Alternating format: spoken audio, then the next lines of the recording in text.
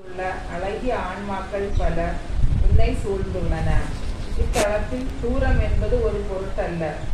பௌதீக மட்டத்திற்கு அப்பால் செயல்படுகின்ற இத்தகைய இதயங்களின் ஒருங்கிணைப்பு சூட்சுமமானது. அவற்றை நிர்வகிக்கும் நியதிகள் பற்றி கீழ் உலகம் அறிந்திருப்பதில்லை. இந்த சூட்சும தன்மை தெய்வீக அருளிலிருந்து வெளிப்படுகிறது.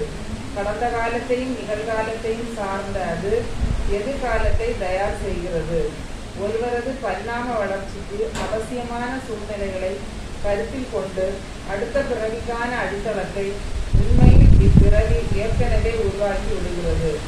மேலும் ஏற்கனவே சேகரிக்கப்பட்டவற்றை முன்னெடுத்து செல்வதற்கும் முற்றிலும் மாறுபட்டதொரு சூழ்நிலையில் வழங்கப்படவிருக்கும் வாய்ப்பிற்குமான அடித்தளத்தை அது உருவாக்குகிறது.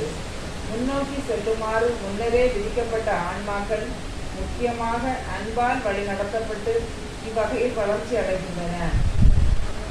அனைத்து சூட்சுமமான அம்சங்களுடன் ஜீவனை வெளிப்படுத்தும் தனித்துவம் வாய்ந்த சக்தியாக சிறந்த செல்வமாக இருப்பது அன்பே அல்லவா?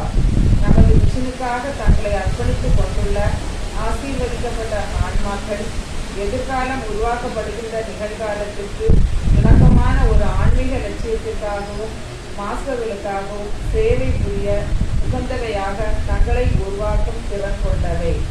இன்றுள்ள மிஷனை மிகவும் அற்புதமான முறையில் நிர்வகித்து வரும் இவ்வாழும் மாஸ்டர் இறுதி வரை அப்பணியை தொடர்பாராக. எதிர்காலத்தின் ஒளிரும் நட்சத்திரமாக இருப்பது அதுவே. பாபுஜி மகாராஜ்.